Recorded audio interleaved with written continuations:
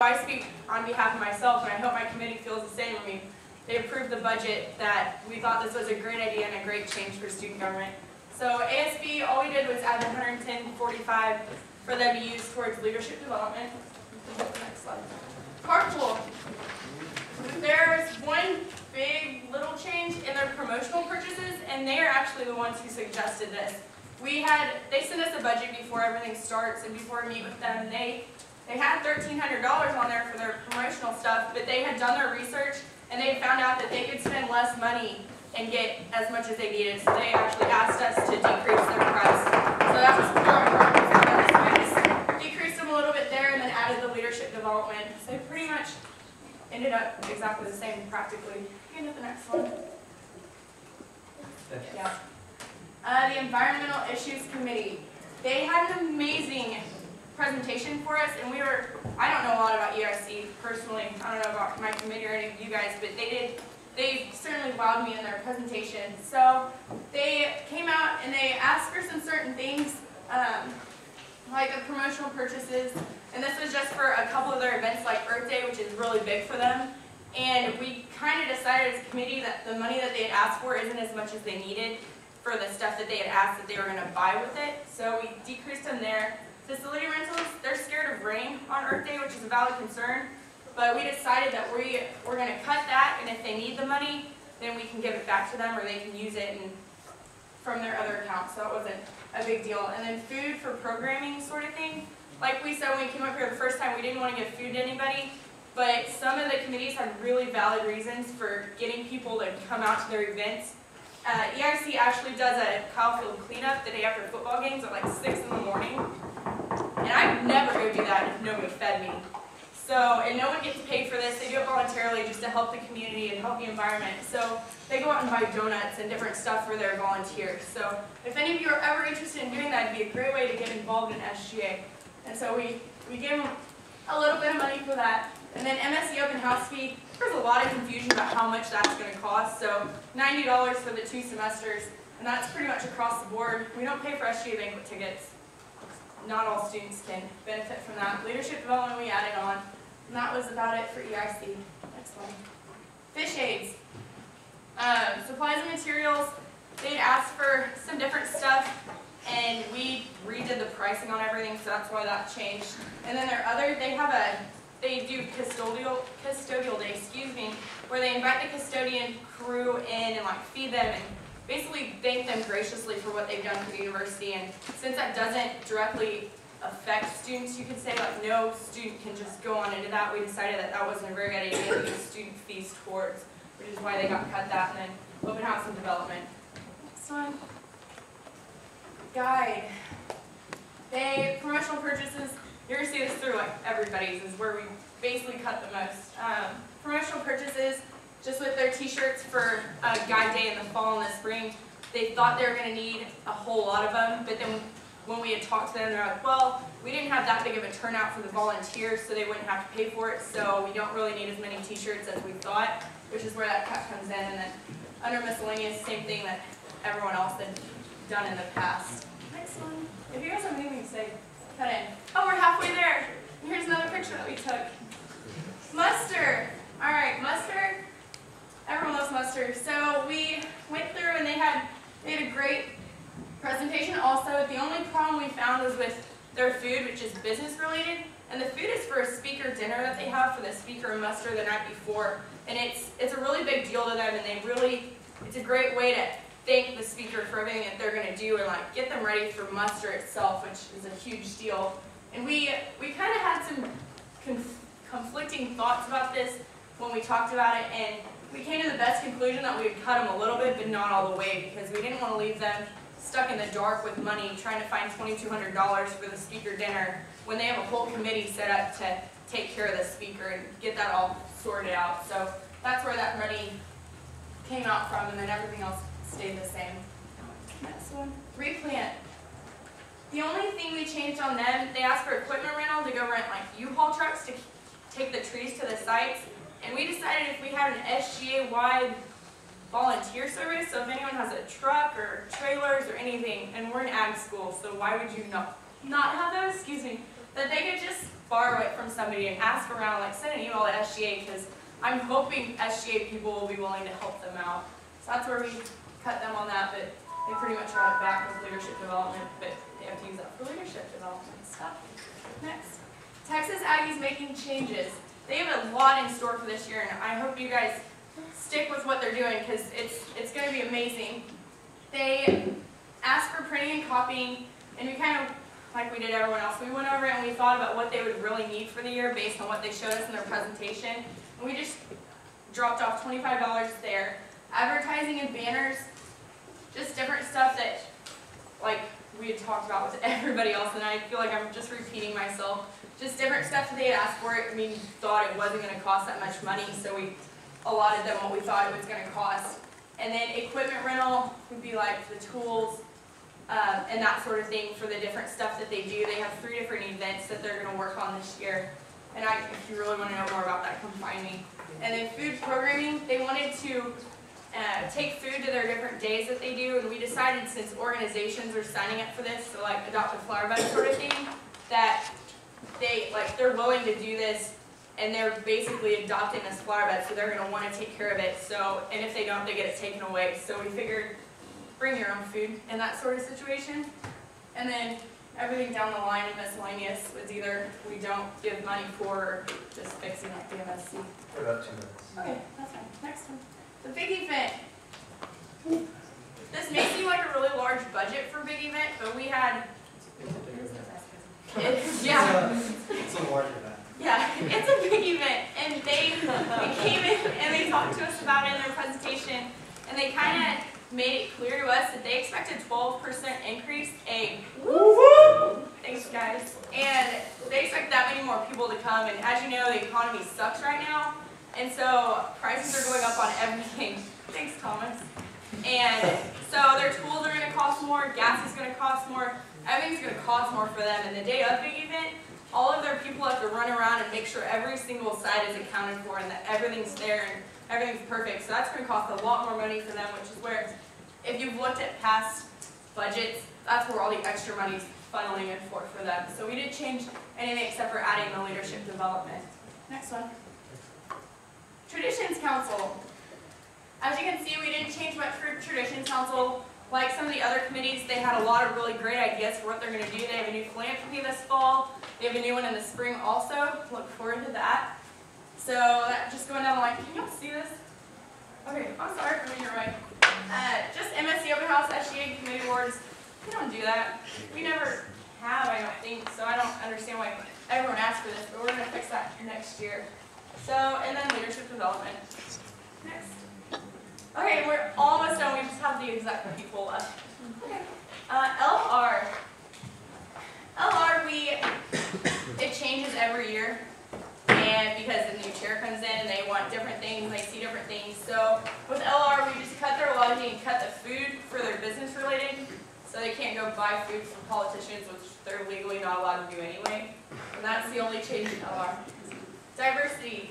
We just cut some supplies, just cut down on different stuff that they said they needed. And like everyone else, we just didn't think that they needed as much as they asked for, because you always want to overestimate how much you're going to spend. So that's where that comes in. Next one. Diversity. Oh, okay. We just finished it. Okay, development. Sorry. Development.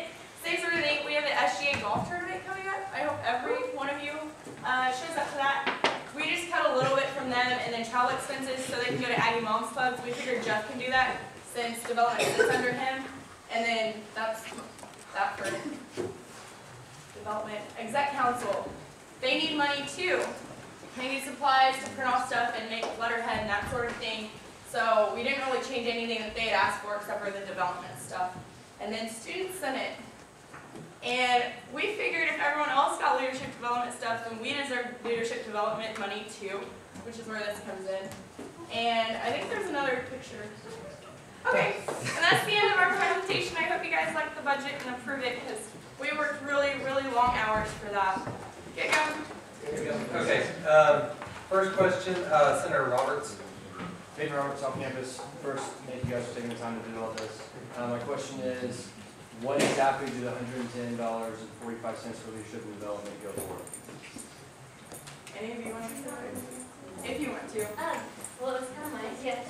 Basically, one of the committees brought forward the idea of using leadership development money to go to Leadership, which is a summer camp program over the summer held by Texas A&M University. And we thought that was a really great idea, so we did a little bit of research and looked into, like, MSC has a fall leadership conference, and there's some other different things you can do for women's leadership conferences and different things throughout the university. So basically that $110 is used at their discretion towards leadership development, either by attending Leadership MSC Fall Leadership Conference. There's a international study, like, leadership event, and then there's also like women's leadership and all kinds of cool stuff. So that kind of stuff. Can we follow Yes, you may. up? Why did development, diversity, and LR not get leadership? They didn't get that because technically they sit directly under exec, and I know you're gonna find that the committees do, but development, diversity, and LR work directly with Jeff, and if he so chooses to send one of those chairs or commissioners to these different events, then they're more than welcome to. But we thought, for the fairness of everyone, that this is the best way to do it. Senator Womack. Howdy, Mark Womack off campus. I don't know if this came up, but I had the opportunity my freshman year to participate in that thank you janitorial luncheon, and it really seemed to have a big impact on the custodial staff, and they were very thankful for that. Without that funding available now, will that event still occur? Yeah. I think it will. No, they got it funded last year. They were able to raise enough money last year, like working through dining services and stuff in order to get. That $775 is the total amount that the banquet costs. Last year it was completely fundraised, but they put that there so in case they couldn't raise enough money, that was the total amount for the event. They ask for it every year, but I think they said during the presentation that they expected that to be cut anyway, because they usually do it themselves. And if they need help with that, I'm sure we'd all love to help go to a profit share to help Fish Aids raise that money. Senate. With that, Chair Barber. Howdy, Drew Barber. Real quick, Rachel, you kind of said they were buying food for politicians, and having served on LR for 2 years, I can guarantee you neither Logan Nichols or Marshall Bowen have spent a dime on food for politicians, and I think there's concern in the logic there. Did you entirely understand Bryce's logic when he came to you with that? I'm pretty sure that's what Bryce told us the food was going to be used for. I mean, I don't know if that's what he meant, but, and legally you're not allowed to say that, but when I was, when I was in the meeting, that's what he told the committee. The way I look at it is if, like, how we give food money to EIC, it's because every student is allowed to come participate in that. And it is, I mean, like, I know every student's allowed to participate on LR, but yes and no, they are. Brief follow-up. Yes, you may. Does that mean I can attend a Musker Speakers Dinner in that case, since every student's allowed to, in that case? Well, the speaker dinner is, can I go ahead, Rachel? Okay, basically they don't pay the speaker, and the speaker is usually someone that has put a lot of time and thought and come sometimes a really long way. And so since we don't pay them, it's our way of thanking the speaker as the university. And so even though it's not every student can attend that speaker dinner, at the same time, if we put on a not nice event, how that's A&M, that lets A&M look really terrible. It does affect every student because it makes A&M as a whole look really tacky. And to piggyback off that, like, the reason that some of the money was cut, a total of $600 was cut from that event, was because of your concern that it didn't directly affect students. And we didn't want to just take away $2,000 with them never having fundraised for that before and potentially harm their event, but we did take away a significant portion of their funds for that just because we saw that concern and wanted to address it. Can I add on to that too? Also, like, all these committees, we found that we gave them every single thing that they absolutely needed, and we did have money left over. If we were completely, like, trying to get money from everywhere, yes, we would cut that, but I believe we all hold mustard dear, like, near and dear to our hearts, so I am willing to give on food for something that is that, like, impactful. Big. We have about 15 seconds left and 3 questions. So, is there a motion? Mr. Speaker, move to extend question and answer by a period of 10 minutes. So moved and seconded. All in favor, please say aye. Aye. All opposed? Okay, that we are extended. Senator Bowen. Scott Bone, college engineer. So this is a kind of hypothetical question, and you can't give me an exact answer, but an estimate that if all of the money for leadership development given to all of the committees were spent on fees for women's leadership conferences, leadership, NSC Fall Leadership Conference, how many students total would that would be able to go to those conferences with that money? It depends on the price of the tickets. Every event is different. Leadership is $40, so that's about 2.5 people per committee that was given the money. I think that was a total of 11 committees, so 11 times 2.5 is something you can do. But I think too that the idea behind that is that those are like A&M's, a lot of their main leaders, and we don't want unqualified or people, untrained leaders to be A&M, and so it does affect.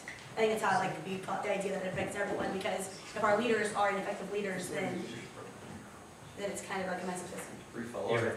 So, can you tell me really quickly, like, what is the amount of money given to each committee for leadership development? Right. So, it's about.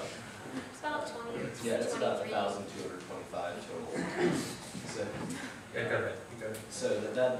So if you sent every student just to leadership with that, that would benefit 31 students. Not true. I'm gonna stop you right there. That's not true. Okay, I thought I made this clear in my presentation, and I know my committee stands behind me 100% on this.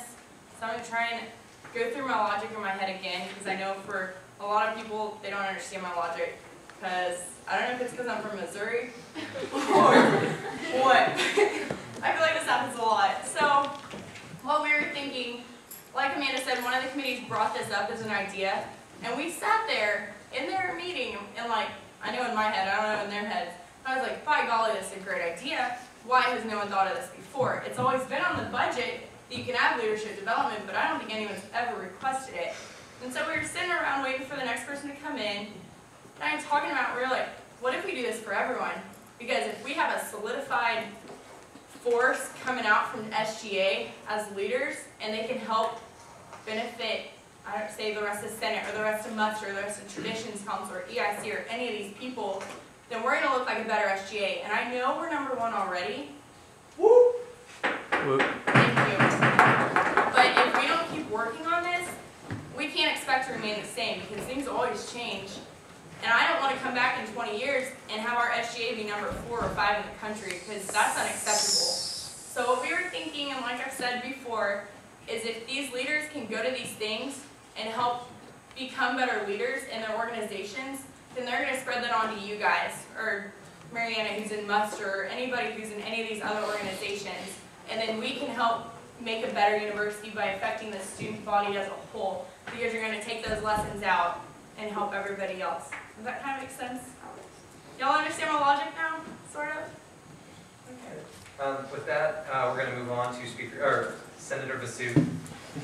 Howdy, Cody Vasood, off campus. First quick question. On development, $200 cut in travel expenses. Did the Appropriations Committee consider the student body president's kind of constrained time schedule? I know he has to be in a lot of places at the same time. I think we did. We decided that since he worked so closely with Emily with that he would be able to just sneak in when he goes to the Aggie Moms Clubs, or I don't even know where Jeff goes, to be quite honest. Anywhere he goes, and just be like, hey, we have an SGA golf tournament coming up. We have a brick campaign. Look it up on our website. And if people don't want to do that, we don't want to have 2 people going at once and having multiple funds paying for people to go out and talk to people. And I believe that Jeff can do this himself. Okay. 6-word follow-up, Mr. Speaker. Sure. What is the total budget allocation? $50,000. Okay. Thank you. Okay. With that, Senator Roberts again. Peter Roberts, off campus. I'd like to say something before I ask this question. Like I was on Fish Days, and I think it's a great thing that they can make that money. But I'm curious. Here's my question: you're giving money to one muster speaker, but you're not going to give money to the whole custodial staff. Why? They specifically And we had a said shade that. on our committee too. Yeah, I mean, I was at Fish Aid last year, and I can say, and I mean, Kevin technically, I'm not on the. he's not on the committee, but he was at Fish Aid too. And in the presentation, they said that they've raised the money.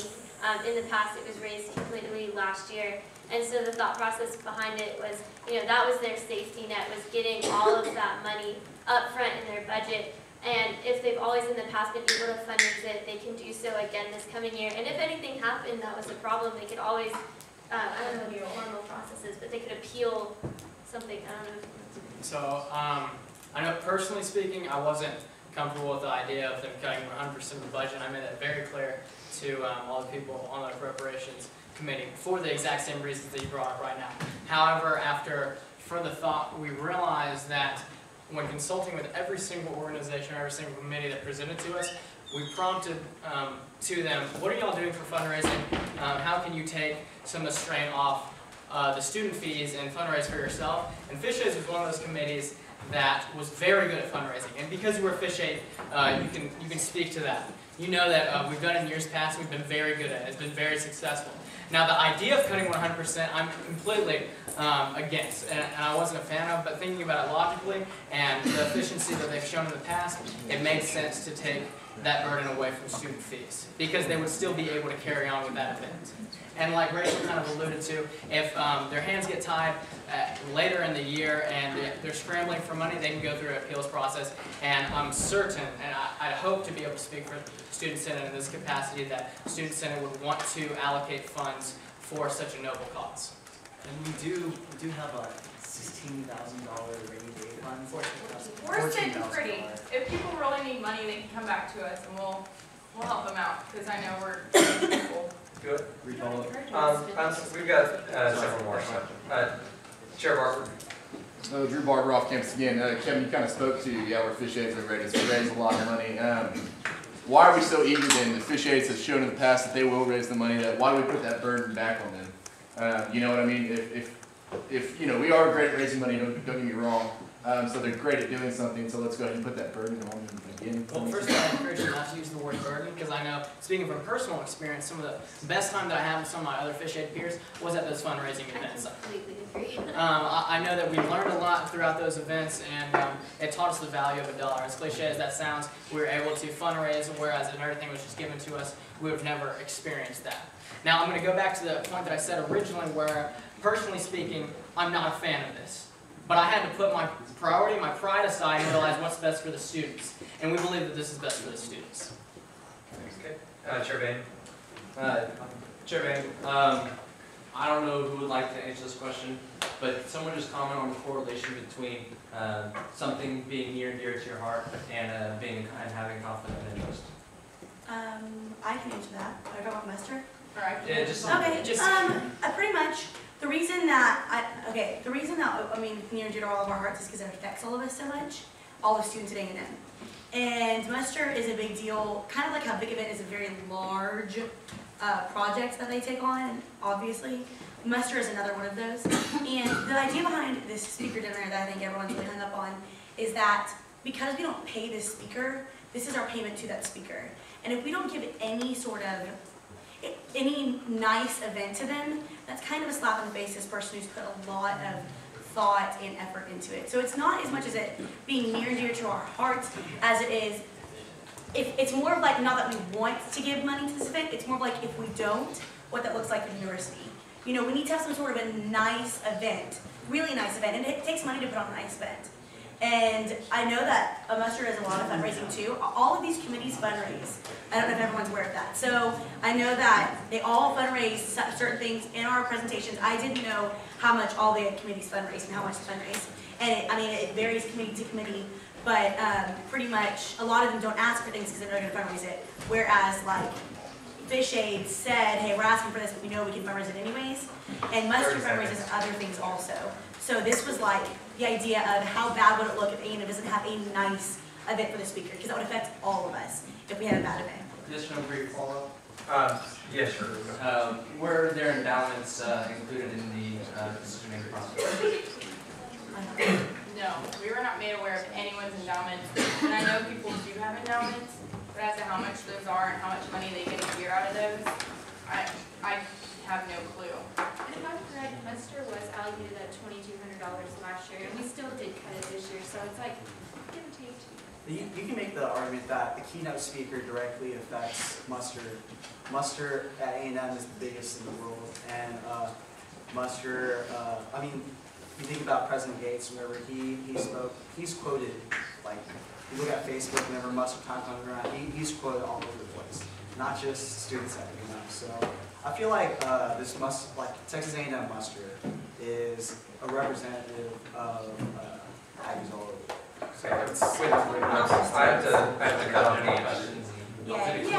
But that's fine. I have to cut off the question and answer. We're expired actually about a minute over, so I'd like to finish that answer. But with that, I mean, reminder to everybody, we're going to talk about the bill here in a minute. So if you still have questions, you still have stuff to debate. We're coming back to it in a minute, but we have other stuff to do first. So with that, thank you to the committee. You can be seated. We're going to keep moving on. We're going to go now into our old business. First up, we have SB 6405, the academic calendar bill. If we can have the author, sorry.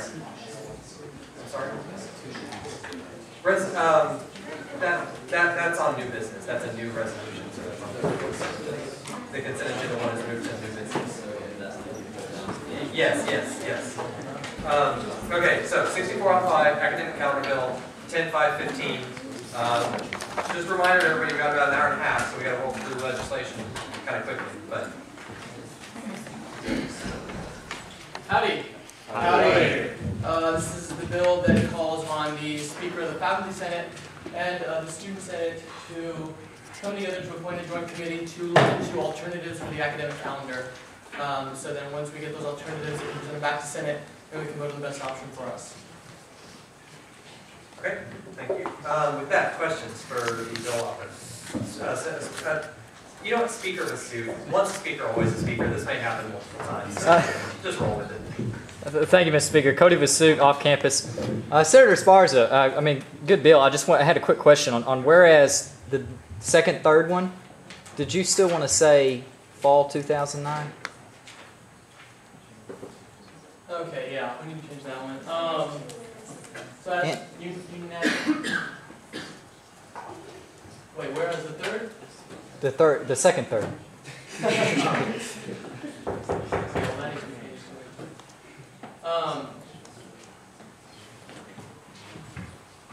If it's a numbers thing, we call that grammatical, and I changed that. That's not a big deal.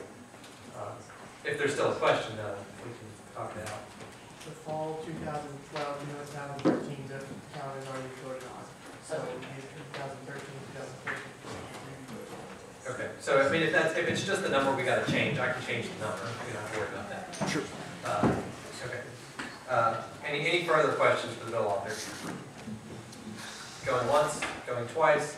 Chair deems, well, we'll close question and answer. So thank you for that. We are now moving into a period of debate. Yes, we're in old business, so all these bills we're debating on voting or not voting, or not passing. So with that, thank you, Chair Esparza, or Senator Esparza, and debate 4. This bill. Debate 4. Senator Vasut. I actually yield to the chair. Okay, there you go.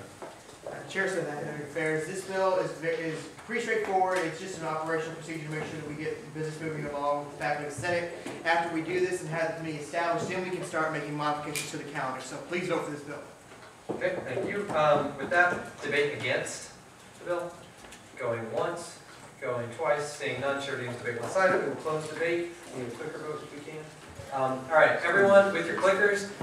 New senators, be sure that you turn them on, and please turn them off after you vote to save the battery. The first thing we have to do, I think, is get your clickers first, right? We haven't done that today. Oh, we have? Oh, okay, sorry. I'm sorry. We're good. So your clickers should work.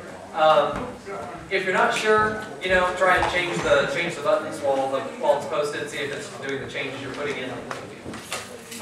We'll get that going. Yes, and especially for new senators, if you're voting in favor of the bill, press the A button.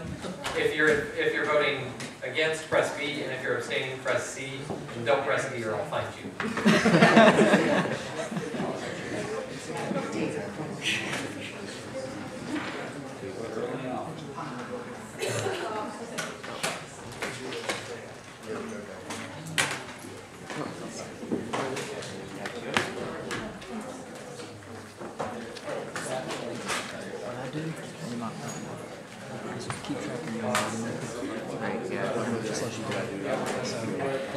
I like it. I don't like it. I would say 90 more than I think it's one of those briefs and just speaking.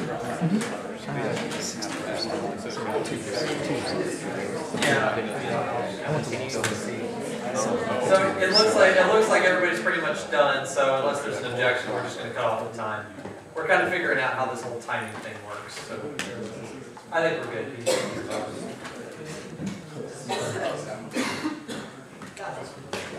And then turn it off. Okay. To postpone it? Yeah. Before, I mean, as a matter of fact, I can motion before I start. Okay, Chair's been made aware of a main motion, so go ahead and say what you're doing. I ask unanimous consent to postpone this one until the next meeting, or the next bill, Yes. which is 63 or 64. Lot 6, City Council Representative Amendment. So it's been moved and seconded. Well, okay, we'll take the vote. So it's been moved and it's been seconded to postpone 64. Point of information. Yes, state one. Could the bill author explain why? Yeah, I'll allow that. Go ahead and just say why. Paul's also a bill author on it, and he's asked to wait while exec works on different agreements with the city. Okay, thank you. So the motion has been made and seconded to postpone consideration of SB 64-6 to the next Senate meeting. So all in favor of postponing, please say aye. Aye. All opposed? Making sure that passes unanimously, so we will consider 64-6 at our next meeting. With that, we move on to SB 64-7, the Committee Transparency Bylaw Bill. If the bill author can move into 10 minutes presentations. Howdy. Howdy. This bill was discussed in our and voted out. It just outlines different procedures that can make our committee process a little bit more efficient, a little bit more open and transparent, so that we can have more members of our student body come in and participate in the legislative process. I think one of the requirements that was mentioned in there is the agenda being posted so that students are aware of what's going to be discussed at different committee meetings, as well as when they have a designated time to speak in an open forum period at that committee. Some of us have gone through Student Senate a while, so we know the procedures for committee meetings, but it might be a little frightening for new members, especially or student bodies, to come in and just expect to be given a time to speak. So it outlines it a little more clearly, makes it a little more welcoming for members of the student body. Okay, with that, we'll move into a period of question and answer. Questions for the bill author, Senator Bowen. Scott Bowen, College of Engineering.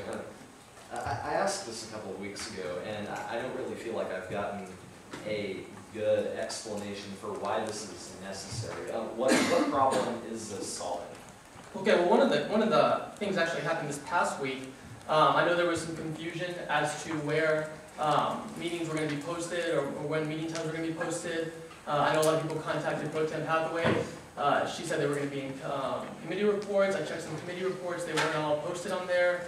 A lot of them didn't even have times when they were going to meet. I had a bill in SS. I kept her at the time. I missed that one.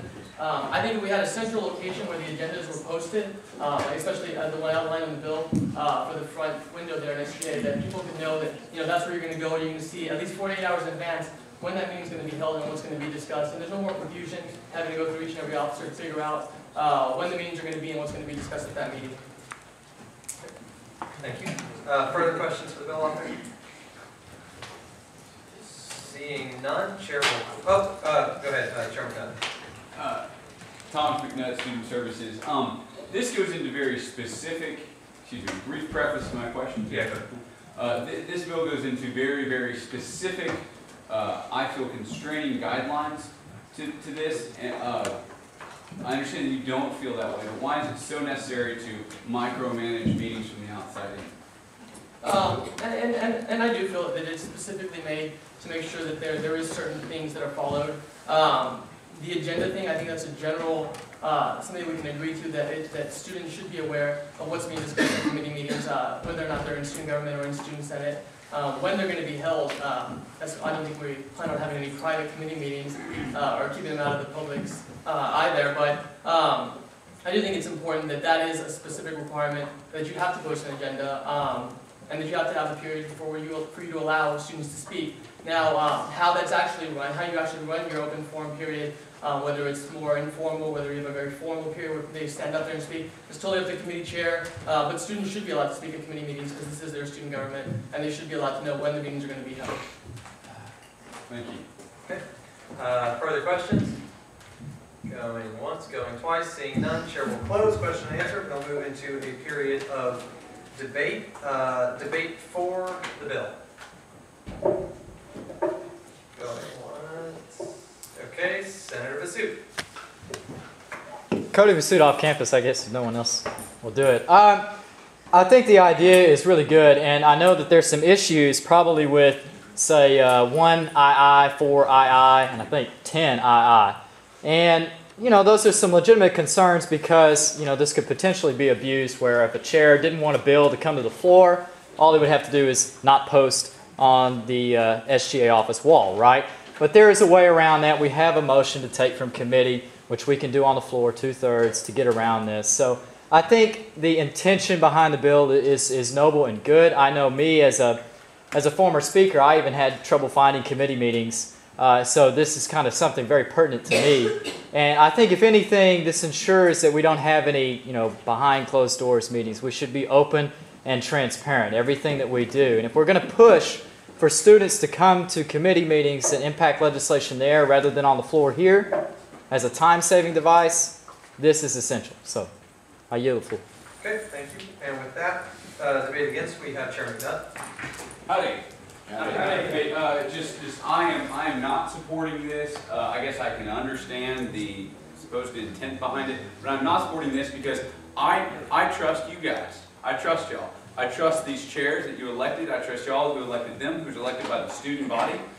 Being a chair myself, if you're in student services, okay, you know I want meetings to be quick. I want them to be efficient. I want them to be relaxed. I want to be able to get in, get our stuff done, and get out with all these, you know, constraints, parliamentary or what have it. Okay, and that's what it's going to bring. And we don't need that. I know that y'all's time is precious to y'all, and I understand that, you know, being informal, you know, and not having to show up, you know, dress code, following certain parliamentary procedures to a certain extent is necessary. But it just puts a lot of unnecessary constraints. When we can get this stuff done, I know for student services, we have a Facebook page. And I go around every week speaking to groups saying, hey, you got anything for student services, look at our Facebook page, talk to me. All right, come and see us. You know what I'm saying?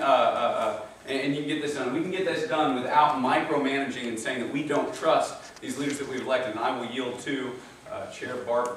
All right, howdy guys. Kind of want to know what McNutt said. I understand Chris's intent behind this, and I think it's great, and I think it's good. My question that I would bring up, in addition to the objections that Chair McNutt has made, and I realize that this makes me look bad debating against this as a chair, but I'm okay with that because I'm concerned that this will not affect students. Yeah, we will do this, and I would be shocked. I would be utterly appalled unless something major comes up, controversial.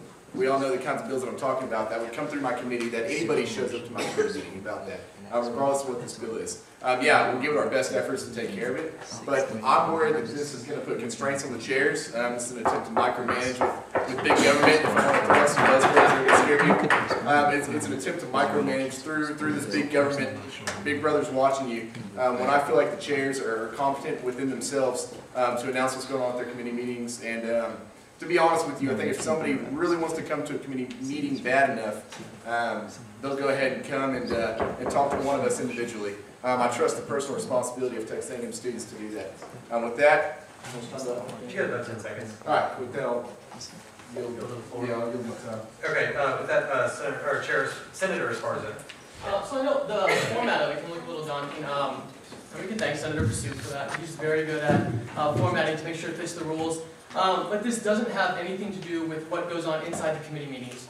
That is completely at the discretion of each individual committee chair. This is just to ensure that there is an agenda posted. I have no doubt that everyone in here can find their committee chair and figure out what time a committee meeting is going to be. I'm sure we all have traded cell phone numbers by now and they can figure out when it's going to happen. But the concern is for students who are outside of student government, people who don't regularly know how things will happen here in student government. Is there an easy way for them to go about getting the list? Are they going to feel comfortable sending a text to a committee chair or coming in to contact a committee chair to find out the meeting time? So if there was an easy place that these were displayed, it would allow them to really know what's going on and when they can come speak. And I yield to Senator Womack. Howdy, Mark Womack. You know, I think, as always, Chair Barber and Chair McKnight are very persuasive, but the two themes they hit on are trust and what was the other, big government or whatever, which are buzzwords, but they don't really apply in this situation. As far as trust goes, I trust every one of the officers. Absolutely, that's not a question. I think this is the best officer team we've had in the 5 years that I've been here. But the point is not that, it's that we've all made mistakes. I know I used to be in Chair Esparza's committee. Sometimes I didn't know where that was. Chair Tanner, 2-3 years ago, whenever you were chair, same way. Cody, whenever he led meetings, same way. When I led meetings, same way. Right? This is not an effort to micromanage committees. It's just saying, hey, if we're going to really get serious about making committees more important, which is something we have universal agreement on, then we need to know where those committees are being. I can guarantee you every senator that's been here for a while that has been very frustrated walking around Coldus trying to figure out where these meetings are is going to vote for this bill because they don't like that kind of frustration. If you want students to feel like they are welcome to these meetings, it can't just be something on a listserv, something on a Facebook page for us. We need to post it up on the wall and say, hey, this is when it is, this is what we're going to talk about, and this is going to give us two main advantages. We have a risk of nothing, right? Micromanaging big government, that's silly. That's not a risk. What we do get for sure is we make sure that chairs have the agendas, which oftentimes I've been to committee meetings, sometimes things get busy, that's fine, but frankly sometimes there aren't agendas, so we get that advantage. And two, we get to find out where other people's committees. I always know where the AA committee is, but sometimes I don't know where RR or SS is. And this will be a place where students can go and senators can go to find this. So weigh the two benefits, increase transparency, right, with the student body at large, and decrease frustrations with you guys trying to find the committee meetings you want to go to, and the risk of big government, right? That's not a real concern. Okay, thank you. I almost let that one go over, my bad. Speaking against Senator Bowen. Scott Bowen, College of Engineering. The reason this concerns me is not because I don't like the idea. I do like the idea of making things more transparent, making things more accountable, making sure committee chairs are letting people know about when their meetings are happening. The problem is, I think over the last few years, we've been going in the direction of turning committee meetings into mini Senate meetings. And I don't think anyone wants that. Committee meetings are supposed to be a place where we can sit around and kind of all together talk about the merits of the bill, how to go through the wording line by line and really make sure we're producing quality legislation and sending it to the floor. I absolutely welcome any students being part of that process. In fact, if any student came to a committee meeting, they would have a lot of influence over the content of the bill. I've never heard from any students who have wanted to go to a committee meeting but had trouble finding it. I didn't have any trouble finding out when the committee meetings were this past week. And any student who wished to go to one could have. The problem is, most of them don't know that committee meetings happen in the first place. I don't think many people outside this building know what our process is, how legislation actually makes it to the floor. And so we keep getting situations where people freak out when they find out something that was brought up 2 weeks ago is coming to the floor in 30 minutes. And so this is not necessary. This is something that has more to do with the accountability of the officer teams themselves. A good officer will post when their meetings are happening. They will make that information publicly available. That information will go on the website and will be publicized in an appropriate way. That doesn't have anything to do with procedures in the bylaws. That's just people doing their jobs. So let this officer team do their jobs. Don't pass this bill because we don't need to add another 3 pages to the bylaws. And I yield to Chair McKnight. Just Tom, Student Services, just real quick again, I know we have a lot of new senators in here, and I hope that you guys see leadership positions here quickly, and this is going to make your job a little bit more difficult, expand the bureaucracy, give you just a few more hurdles and loops to jump through. I just don't think it's necessary. Committees are more like where we sit around, we talk about this. Okay, like I said, Facebook pages, and I mean, we know how to get this done. We've done it for a long time. I think we do a good job of it. So again, if you want more of an easy process where you don't have to deal with fine line bureaucracy, don't vote. So, and I yield to the floor. That's your time. Okay, with that, debating 4. Okay, a motion has been made for previous question. It's been appropriately seconded. All in favor of the previous question, please say aye. Aye. All opposed? Nay. Okay, then you can share the nays. You have that. So with that, we'll go debate 4. Chair Bain. Chair Bain, Rules and Regs. Obviously, this bill was in my committee, and we had a chance to talk about this and the impact that it has. Every single year, we see a brand new set of chairs coming in. They had the opportunity to, oh yeah, by the way, I do have my jaw back, so. But every single year, chairs come in, they may have been chair before, they may have been a senate, they may have just been a committee member. But every year they get to read the bylaws and the committee process, and they get to formulate their committee to what they would like. Now, one of the things that this does is it gives an outline of how and of a good idea of what they need to do to include students. Committee meetings are not just other Senate meetings. Committee meetings are really, the purpose behind it is to talk about legislation so that we don't have to do a whole bunch of amendments and run our meetings a long time. And it's really an information gathering stage. Meetings, committee meetings should not just be, they shouldn't be another Senate meeting, but at the same time, sometimes they shouldn't just be a hangout. Sometimes those bills need to be talked about. They need to have people come in, different students come in with different opinions than other people in your committee. And the only way that you're going to be able to do it is if students are told about these committee meetings. I understand that some students are really plugged in with y'all, and you got Facebook pages, but some aren't. Some just walk into SGA saying, "Hey, what can I do?" And if they see an agenda and they say, "You know what? I would like to talk about the coldest bill or the fee bill or something like that. When can I go and where can I go?" That's what this is trying to do. This is not trying to curtail or put chairs up in some type of pedestal or something like that. So, would you like to yield? Please. Senator Heath on campus. I think the biggest problem I have with what people against this have been saying is, oh, we can get done really quick and everything. And I have a problem with people who are elected to positions not wanting to take the time to truly think things over and just having to rush through things. And I don't think that students should have to seek out senators in order to go to their meetings. I feel that senators, we should have to seek out the students in order to encourage them to come to meetings and encourage these things so it's open to every single person. I yield to the floor. Okay, yeah, that was time right there anyway. So with that, debate against, it's Chair Barber. All right, real quick, guys. I'm quite humbled that Mr. Womack would say he liked me. That's a nice thing to say. Another thing I'm worried about here, beyond what I talked about earlier, is the fact that Senator Roberts, Mr. Roberts, was real passionate about getting back into Senate. And it was kind of his biggest complaint. He was a Senate's officiate, and his biggest complaint is that we pass through bills that don't mean a darn thing and that don't really affect the student body. And I'm afraid that this is also something with ethics. And yes, I will concede the fact that this is allowing more transparency, but I'm a pragmatist.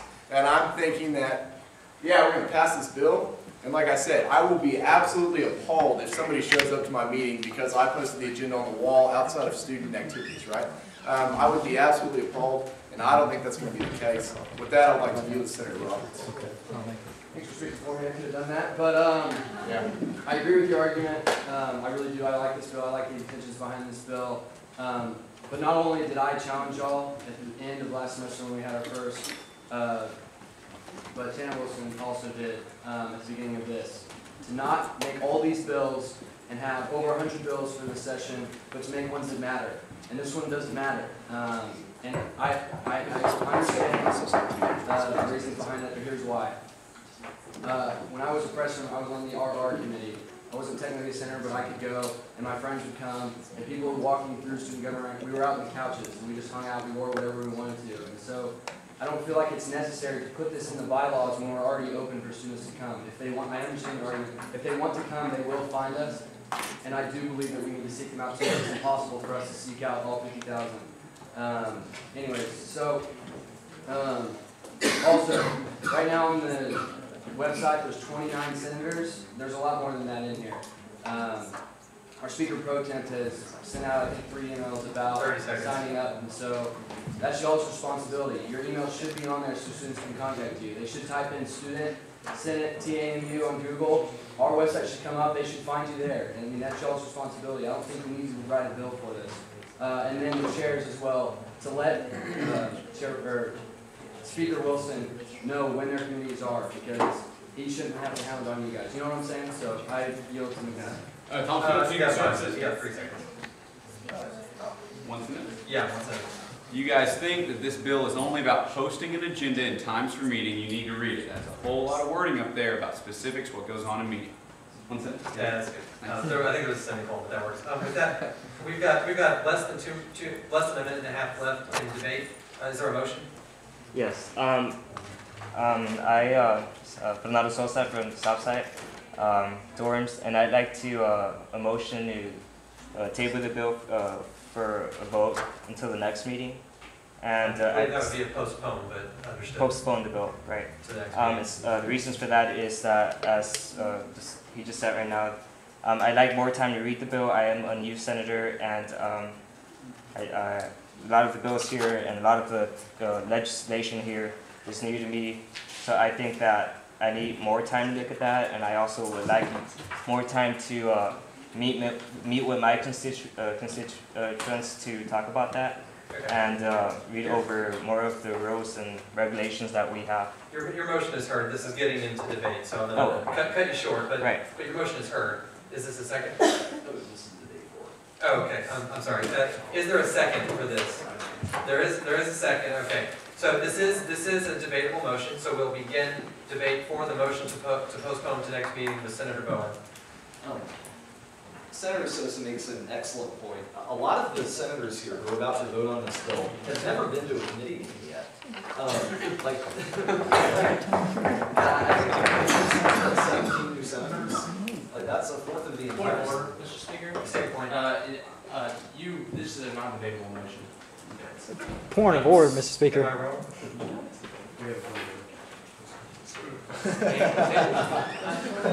Okay. Oh, he's postponing. When we spoke earlier, it's laying on the table, so. Oh, okay. Yeah, I'm sorry. It's a postponement, so it is. So it is tabled. Sorry. You recommend this? You know what? Okay. Returning. All right. Everybody, come to order. Come to order. Chill out. Okay. We're in the motion to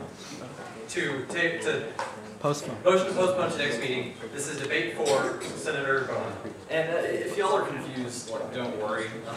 I mean, I remember my first Senate meeting went on for 5 hours, and it was just crazy. And it does really take a while to kind of understand what all is happening. But what we're debating on right now is whether we should take this motion, just take it as is, and postpone it to the next meeting so that we can talk about it then. I think that'll give everyone a good time to see how an actual committee meeting works. Give the chairs a chance to really run this next committee meeting very effectively and show that they can do that well. And it gives us more time to think about this, because this is a pretty significant change to our bylaws. This is a significant change to how this is done. There's no reason to do it right now. With that, I yield to Senator Womack. Yes, I agree. I think it was an excellent motion.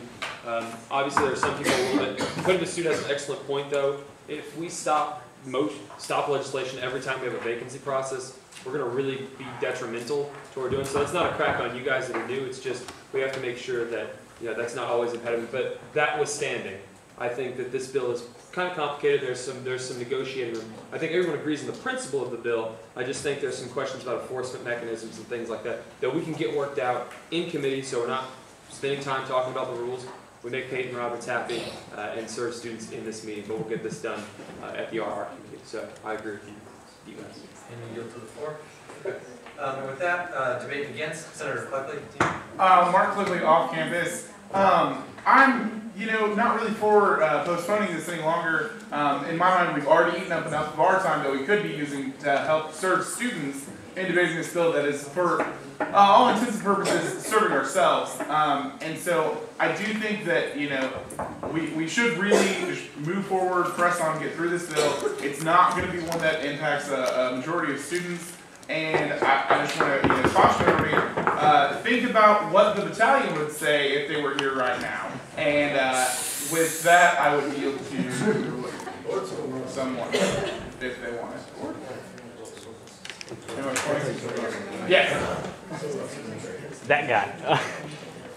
Basically, I'm a new senator. I have. Sorry. I have qualms with us postponing legislation that has come to the floor. I understand that we're new and we can read through this. I don't think that there's anything too kind of wild as far as in the text.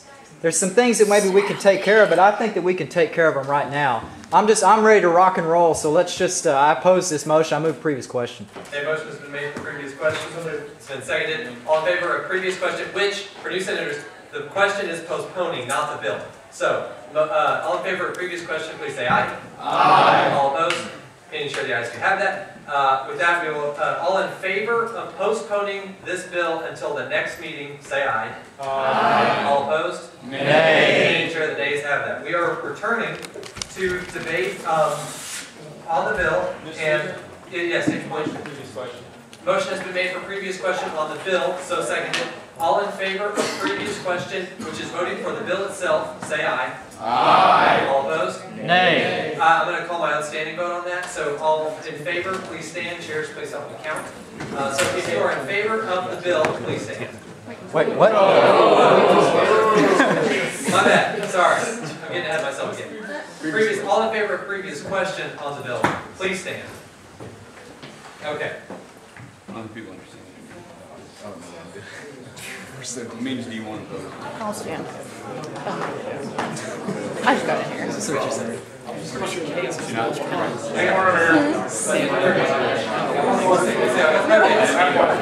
Please return to order. Okay, please sit. All opposed to postponing, please stand. Previous question. Wow, too many motions fly around. All opposed to previous question? Okay, that's clearly 2/3 majority. So we are now counting.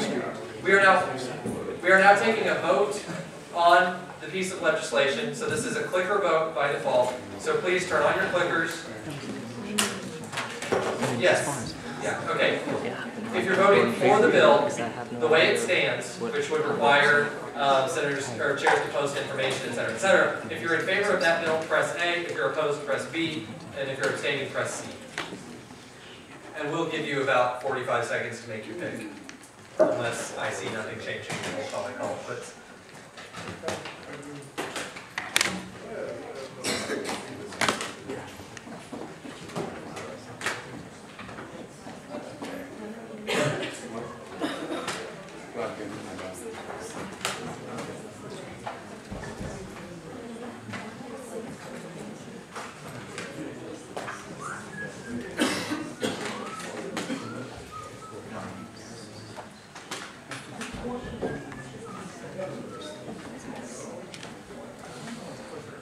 We're almost to 45 seconds. Does anyone have issues or need more time? Just raise your hand if you need more time. Okay, with that, you don't have to. All right, let's see how it turned out. 27. Okay, so this bill does fail. So with that, and let me write down. You've got the vote. Okay, moving on. Please stay in order. We have about an hour left in our meeting. So next up is the Student Senate Legislation Bill. Just a presentation starting now. Howdy. This bill. Senate, please stay in order. This bill was discussed in the Policy Committee. We worked on it. We took out some of the clauses in there. They were a little redundant because they're already in Robert's rules. But one of them that we left in there, well, the one we did leave in there was bringing a bill back up again after it's already failed. If a bill has come before the body and failed, the proper way to do that should be a motion to reconsider. That way it saves us time. We don't have to go back to the entire committee process. It wastes all the time of having another 2 weeks to go back to another vote that we've already taken previously, as opposed to having that bill having to be brought back up as new business again, spend 2 weeks in committee process, taking up committee's time on a bill that's already been through the body this past session, or this session, and then having to go through it for a final vote again.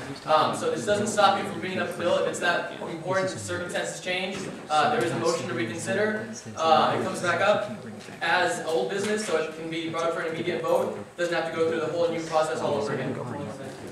Yeah, I'd just like to add that although rules and regulations may not necessarily seem like the most fun thing, the most tangible way to serve students, This is setting up a process so that we can serve students. The idea behind the process is so that we can work as an efficient body all together with opposing views, with differing opinions, and with facts. So the idea that we're looking at a rules and regulations bill to not student services bill is not that we're not serving students. We're setting up a process so that we can serve students. And that's exactly what this bill is. We've seen it in the past that the idea of bringing up the exact same bill just really is an inefficient process, an inefficient waste of our time when there's already a process set up within Robert's Rules of Order to motion to reconsider. So, and the part that he was talking about with, that we took out had to do with the germaneness clause, and the idea behind that is that that word may mean something to me and different to you, so to put that in our bylaws would just be irresponsible, and it's already in Robert's Rules of Order clearly stated. So that's all I have to say. Okay, that concludes your presentation. Okay. With that, we'll move to question and answer. 5 minutes, starting with Senator Womack. Hi, Mark Womack off campus. I just want to kind of get an idea of where this is going, because I really do think this is a good bill at the same time. But let's use the last bill as an example. If, for some reason, if Cody Massoud and all those people get together, they create a compromise bill, so some of the stuff is taken out, some new stuff is added in, would that bill be allowed to come out? That's mentioned in the bill itself. The determination of whether or not it is the same content would be up to the speaker. So it's up to Tanner. And then he has the final ruling, and then as with any of his rulings, it's up to the body to whether or not they want to overturn that. I just wanted to clarify that. And to add on to that, if let's say Speaker Wilson doesn't decide or decides that it should be new, you can always appeal the decision of the chair and work through that arena. Okay, thank you. Senator Massoud. Cody Massoud off campus. Friendly amendment from after defeated in an action clause 2, strike by through legislature. Ask unanimous consent for that change. Oh, you can accept it as friendly. Not now because it's been through the committee process, so you can't friendly it. But I ask unanimous consent, Mr. Speaker, that the above clause be struck. Anybody have a problem with taking out something about us having 2 houses? I didn't think so. Okay, we can strike that. All right, moving on. Senator Roberts.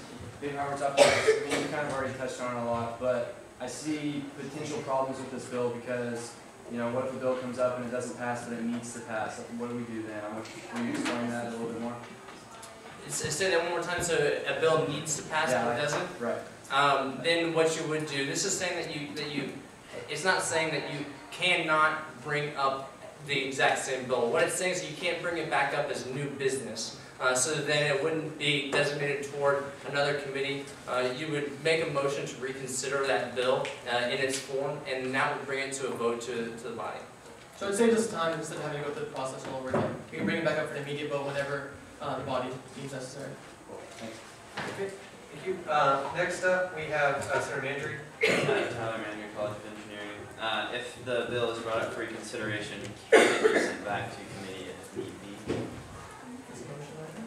It is, and as we saw, we could move to postpone the bill, when it is up in debate, and so yeah, you can definitely, if it needs to go back for more research or more talking about it.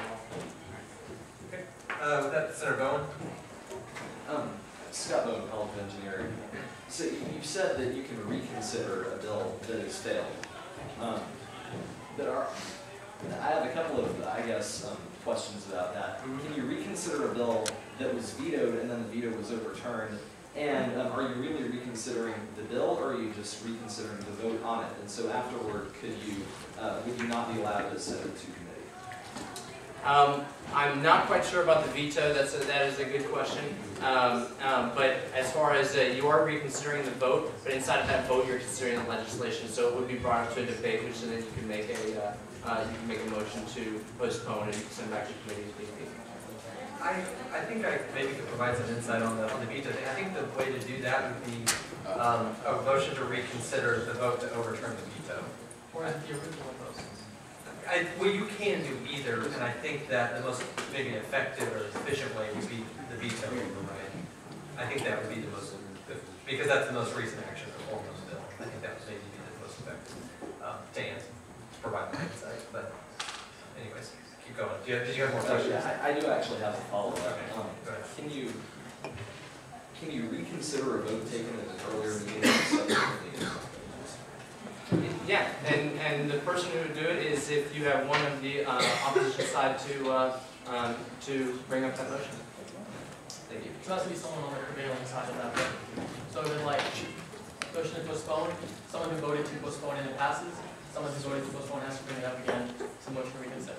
So how would you reconsider postponing? Well, I guess if you postponed it to a further date. All right, sorry. We got 30 seconds left. If you have further questions. Okay, seeing none, we'll close that. We are now into a period of debate on this bill. Senator Basu for.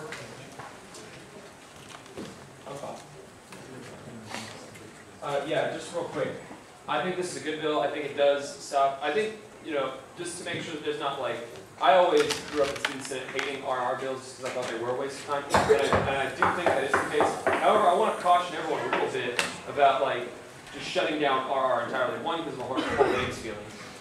But even more primarily than that, it is important, and Rachel Thornburg can attest this, RR has a legitimate place, making sure that our operations run effectively. It's important that we don't focus entirely on that, but if you look around at people writing RR bills, you'll notice that those people are also writing a lot of other kind of bills. So let's not throw the baby out with the bathwater. We need to be cautious, make sure that the majority of our time goes to spending on serving students, but let's pump our brakes, because RR can save us some time as long as we use it effectively. With that, I yield back to Steve. I just want to say, I mean, the substance of the bill, I think it's good. I know what this is targeting. This is the SB 6318 or whatever, the bill with the illegal discrimination, right? You kept coming over and over and over again, right? So I think that this is a good bill to stop that. Now, how does that serve students? Well, it prevents us from wasting time considering the exact same thing over and over and over again. I do want to echo what Senator Womack said. Do not oppose RR bills as a category. They can serve students just the same, okay? And I believe that this does that, just for the reason I stated, that we won't waste our time considering a bill over and over and over again. So instead of me talking, I'll yield the floor. Okay. That debate against Senator Bowen. Scott Bowen, College of Engineering. I'm trying to see what this is trying to stop. I mean, we're adding even more to our bylaws to stop something that I think a lot of people were unhappy about. People were unhappy that bill last session came up twice. But when something comes up that you don't like, you vote it down.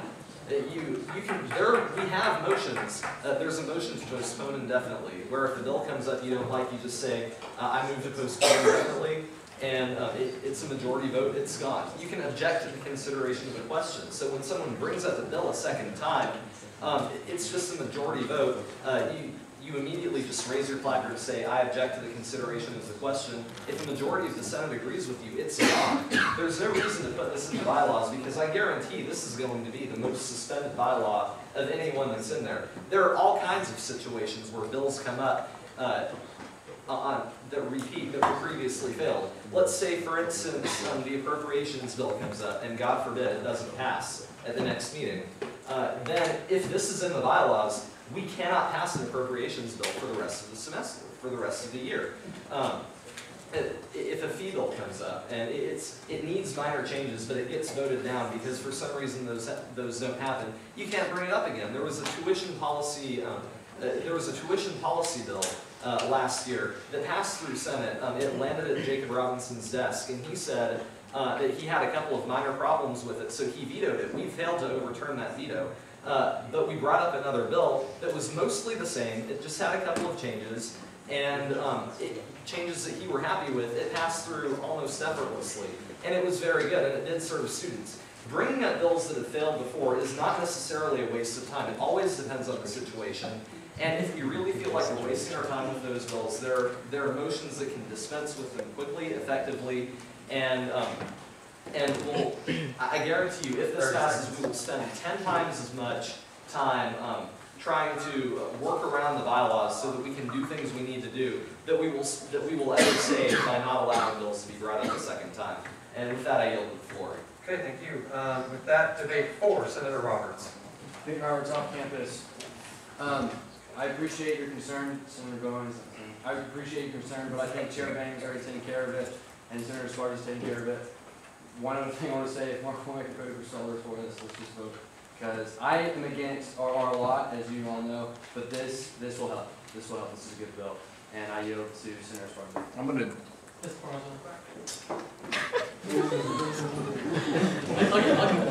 we go into the minute, I'll give it to Mark. Okay, gotcha.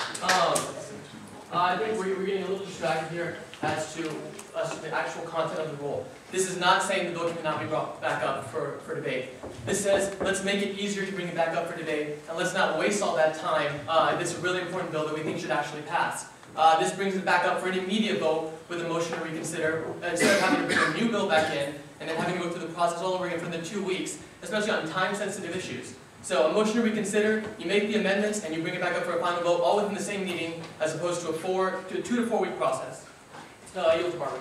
So the Chair Barbara. I'll yield back the floor. Okay. And with that, debate against, Senator Brown. Oh, you just got it. Just to address what Senator Esparza brought up real fast, this doesn't make anything easier. All this is a restriction. All this does is say that there are certain bills you can't bring up, bills that are deemed to contain the same substance, and that's extremely vague wording, so I guess it would be up to the Speaker. But this doesn't make anything else easier. What people are talking about, reconsidering earlier votes, is a very messy, very confusing process.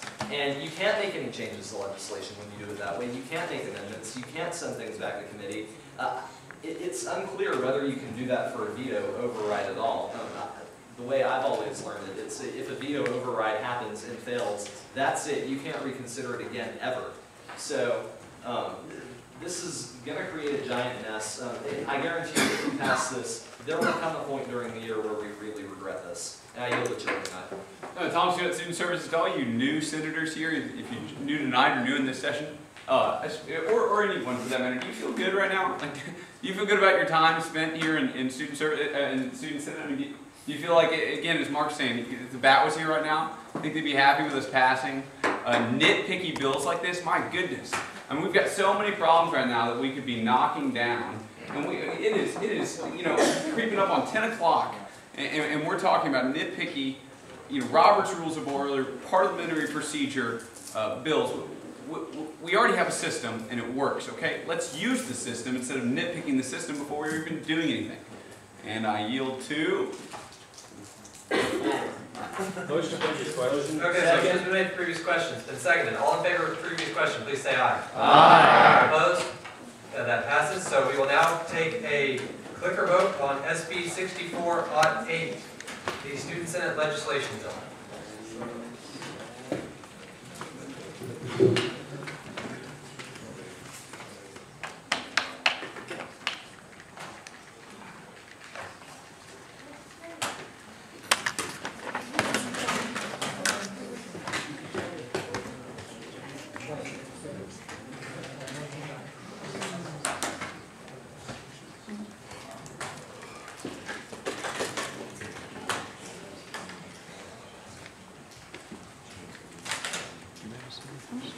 Please remember when you're done with your clicker, turn it off to save battery. Just as a friendly reminder. It's like a game. You should try and set it where you can make shapes. Rachel may need more time, otherwise we will. Tell you what, let's do this from now on. When you're doing your clicker vote, do it kind of up in the air so I can see when there's clickers still in the air. I think that's an easy way to kind of solve it. But anyways, anybody need more time? Okay, we're good. Okay, and that also failed. So 64-7 and 64-8 have both failed. With that, we are concluded in old business. We will now move into new business. Beginning with the resolution 64-6, the SPAB review of current student fee allocations resolution. So you have 10, 5, and 15 as usual. Okay, well, I was in the middle of a nasty exam when this came up the first time on consent agenda, but I put together a little presentation to kind of explain what this is all about. Do I have a little clicker thing? That doesn't work. Okay. Well, so SPAB and you. How many of y'all know what SPAB is? Recognize those initials. Okay, how many don't? That could be easier. Basically, what SPAB, okay. So this is a presentation on SPAB with. Next slide. Stuart the Student Fee Stegosaurus.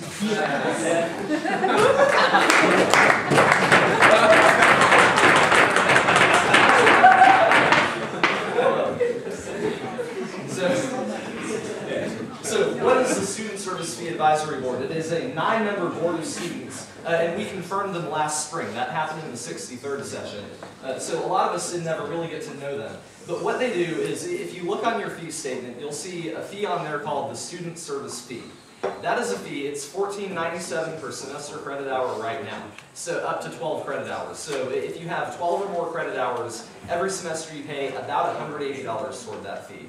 It's $179.64. So this goes to a lot of different organizations. It goes to student government, it goes to the MSC, it goes to the Division of Student Affairs. Lots of different things are paid out of this. And if I recall right, the entire fund is about $40 million per year. So this is a very big deal. This makes a huge difference. All of the advisors are paid out of this, for a lot of different organizations. And so this board existed before, but it was put into law by House Bill 3114 in 2007. Slide. So HB 3114 creates a Student Service Fee Advisory Committee at every Texas A&M system school. So Tarleton State has this, West Texas A&M has this, and 5 board members are chosen by that school's SGA. The way we do that is the SVP Speaker, Graduate Student Council, and the incoming chair of the board meet together. They interview candidates. I actually got to serve on that board last year because Hillary couldn't make it. And so I got to interview some of these candidates, and a lot of remarkable people apply for this. It's a really great thing, and I'm very happy with the quality of the current board. The other 4 are chosen by the president of the university. In practicality, the way that normally works is they just choose people who were there last year. So it is 9 students on this board. So what they do is they meet with the appropriate administrators in the institution, submit a written report on the study, and recommend the type, amount, and expenditure of the compulsory fees to be charged for the next academic year. So they meet with every department and say, what do you need funding for? Present us some proposals to fund. We will consider those proposals, write a report, and then recommend to the Vice President of Student Affairs what the amount of that fee should be. Next slide. So the way they normally do this is that they consider each department separately. So they divide it up into the 21 departments. The head of each department comes and gives a presentation on what they would like. However, one of the problems we've run into is that they do something called baseline budgeting. So who here knows what baseline budgeting is? Okay. Baseline budgeting is the reason we have a deficit in the United States of America. Basically it says, and this is one of the things that Congress, I think, has really screwed up over time. What it is you don't start the year off and say, what do you need for these, what programs do you want, what do you need for those programs, and we will decide what to fund. They say, this is what we funded last year, so we're going to start with that, add a certain percentage of funding to each thing, or add new programs, and that'll be the new budget. So they never consider things that were funded in the past. So when you hear about funding cuts in the government, what that really means is that last year we spent $1 trillion. This year we want to spend we're budgeted to spend 5% more than that, so $1,050,000,000. Now if they only decide to spend $1,030,000,000, then all of the congressmen will go home and call that a $20 billion cut. And so that's what a lot of the fighting actually happens about. That's why even though you hear about funding cuts year after year, it seems like government funding still goes up. The same thing happens here. So what this means is that the student service fee cannot go down, and it can only increase over time under that system. And this also means that funding for projects that have been discontinued in the past or are no longer necessary are preserved and reappropriated without student input.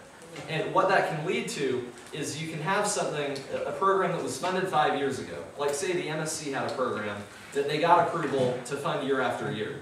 And then they stopped doing it. They're still getting that money, the same amount of money they had before, and they can put that money toward anything they want. And I would venture to say that pretty much every single department has been doing this to some extent. Next slide. So, there's nothing in the state law that disallows FAB from considering funding that has been handed out in the past. There's nothing that forces them to baseline budget. It's something they're doing of their own volition. And part of the reason for that is it creates stability. It does make things easier when you fund something to say, I promise that this is going to be funded for a long time.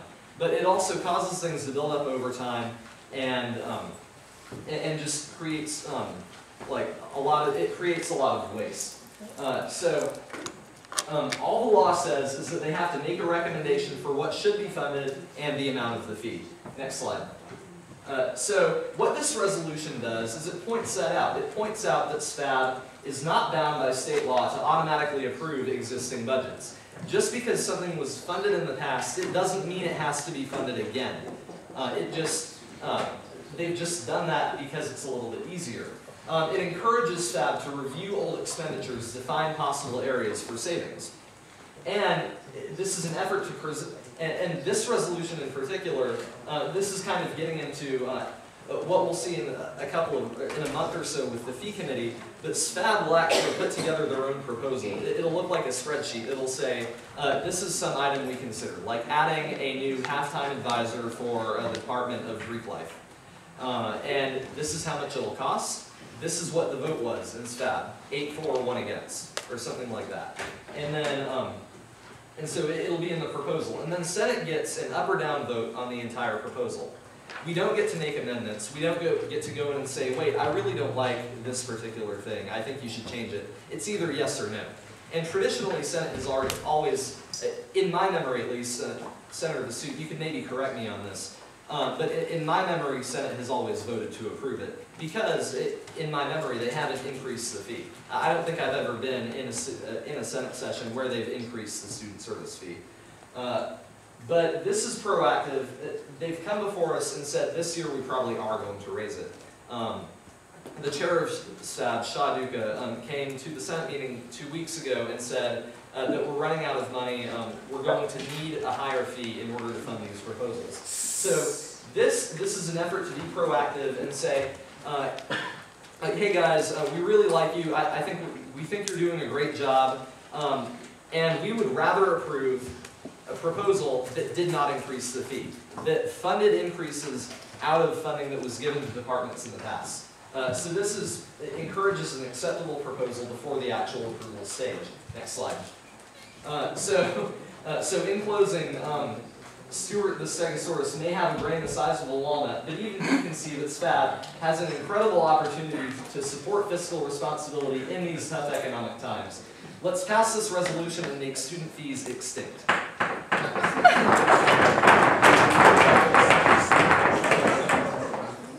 that conclude your presentation? Yes, it does. With that, questions for Stuart? Yeah, you're on, Stuart. I'm sorry, is this a question or is this a point? Okay, go ahead. I'm just wondering, and you're asking them to revise like every single funding they're getting. How much time would it take for the board to do this, or how often would you want them to do it? Okay, in an ideal world, I would like the board to have a 5-year sunset on any expenditure. So basically they would go through and say, this is something that we intend to be funded forever. So we're going to fund it for 5 years, and at the end of the 5 years, we'll look at this, see if it's still needed, see if it's doing what was promised, and then reapprove funding at that time. That's actually how the state government works also. Sunset laws are there to prevent this problem. To prevent departments that were created 50 years ago that have way outlived their purpose. I think it was Ronald Reagan who said that a government program is the closest thing to eternal life that you can ever find in society. But as a practical matter, what I would like SFAB to do this year is to do what they normally do, consider what increases they want, and then after they're done with that, go back and start looking through budgets and see what programs aren't really needed anymore, and work with, when the administrators are giving their presentations, work with them at that time and ask them where they can make cuts, and ask some questions about some of their bigger programs and budget items. If you have anything to add to that. Well, they make the clean clause as if feasible, and therefore let it be resolved. One second line, If they can't do it, fine, okay? But we would love for them to let us know, because if they can't do it, we would love to. So, I mean, in my opinion, I think, you know, we've got 75 people in here, they've got 9, student government has how many? 1,800? I mean, we got a staff that can do this. I think carpool can handle this. I think carpool could handle it. I don't know about that. But I don't know about sunsets or anything like that. But I think the key thing that this says is just, hey, if you can do it, do it. If not, just let us know. And we can start studying that of what SFAB is capable with its resources. Okay, all right, thank you. New Senator Barisco. Tal Barisco, Off-Campus Caucus.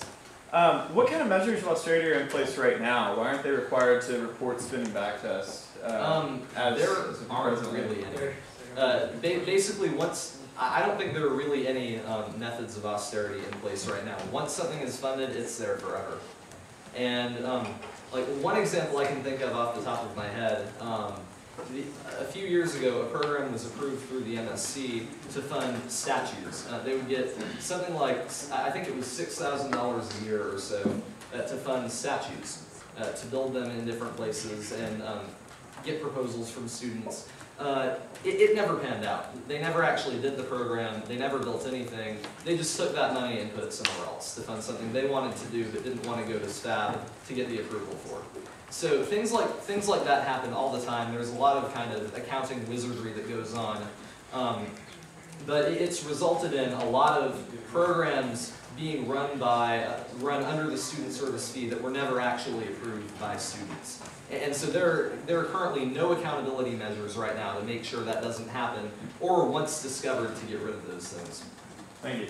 Okay, do I see any further questions for the resolution authors? Further questions? Going once, going twice. Chair will close question and answer. And for debate 4, we'll see Senator Massoud. Howdy. Howdy. Well, this resolution just accomplishes a few simple things. Stay down here. Basically, it just lets SFAB know that we would like you to study the current allocation of fees. Okay? It's as simple as that. If you can do it, do it. If you can't, don't. It's simple as that. I don't know of any student who would be okay with our reviewing entity only saying we will either keep the status quo or we will raise the fee. We'll never cut it. I mean, basically, like Senator Bowen said, I mean, it's the closest thing to immortal life I know of. I don't think that the tone is anything wrong in this resolution. It's not trying to harass them or anything like that. It's just a simple heads up. If you can do it, do it. If you can't, you can't. So I think this is in line with President Pickering's platform of student control over student fees. First thing we need to do is ask SFAB, can you review current budgets? And if they say no, we go from there. So that's all this does. And with that, I yield to Senator Mandry. I agree with Senator Sue. I think this bill is a no-brainer in my opinion. It's very level-headed. It's not emotionally charged, or I don't think it's really politically charged. And I agree that it's a tad irresponsible if we don't look at cuts. And I can understand that based on the precedent that's been established in the past that the SFAB would kind of follow that, but we definitely need to step in and say, look, you guys need to look at what we can cut and see if we can. With that, I yield to the floor. Okay, thank you. With that, do I see debate against the resolution? Senator Murkowski. Thank you, Mr. Speaker. How much time do I have? You have 2.5 minutes. Thank you. And you may yield as you want with that 2.5 minutes. Yes, sir. Appreciate it. I very much respect, where this is going. I think it's a solid point. We all want to see our money spent wisely. The only concerns I have is, first off, this is an advisory board. It's a board in place to, make a recommendation, and I just feel that whatever recommendations they want to make, they ought to be able to do that independently. The analogy that, it's, Congress and based on spending, it's not Congress, it's the CBO, we're Congress. These are just recommendations coming forward. So I think that, people, are in these positions for a reason, went through a process, and we should trust them to do their jobs just as they trust us to do ours. My other thing is, there needs to be a healthy debate over these fees, but let's do that at the point when the recommendations are made. I don't think that we should like one up them and preempt that debate now. I think that there will be ample time to do that down the road, and we should let them give their, advice free of intrusion, and then we could go back and consider what the cost and benefits of the modest increase that they're probably going to recommend will be. And I yield. Thank you. With that, we'll go back to debate 4. Senator Vasud again. You were the first, that's all. Howdy, Cody Vasud off campus. Very good point. I think the key thing is they are about to review fees, okay? So like Senator Bowen said, this is preemptory in the sense that we just want to say, hey, if you're going to be doing your proposal, which you send to us, okay, that's the process, it comes to us first, we would like you to have first studied reductions, okay? That way when we get it, we know, hey, they've tried to look at this. Rather than waiting until they send us their advice that's only based on increases, well, we can't really do anything at that point in time, and it's so late in the ball game that where are we? Number 2, I think the key point here is to just push SPAB to let us know, can you legally, physically, or I guess, whether you have the resolve to study fee decreases. Okay, will you ever decrease the fee? And if they're not going to do that, we need to go from there strongly, I say. But we can't know that until they tell us. So this resolution is step 1. Can you decrease fees? And if not, maybe we can talk later about us doing that. So I yield to Senator Nattinger. Catherine Nattinger, University Apartments. Speaking from personal experience being on student advisory boards, if they are not told, I should review these things so I shouldn't review the stuff that we're already giving money to, they're not going to do it. I think that just preemptively asking if it's feasible to review this, see where we could maybe cut spending instead of just allowing them to keep spending or giving money to certain things that may have been discontinued is a good idea. I think it's preemptive, and I don't think it interferes with them advising in any capacity because we're not asking them to look at certain things and, decrease certain parts. We're just asking them to look, if parts are feasible, to decrease maybe funding for programs that have already been discontinued or that are no longer here. Yield. Okay, thank you. With that, do I see debate against again? Going once, going twice, seeing none, we're going to close the debate. We will now take a clicker vote on this resolution. Again, A is for the resolution, B is against.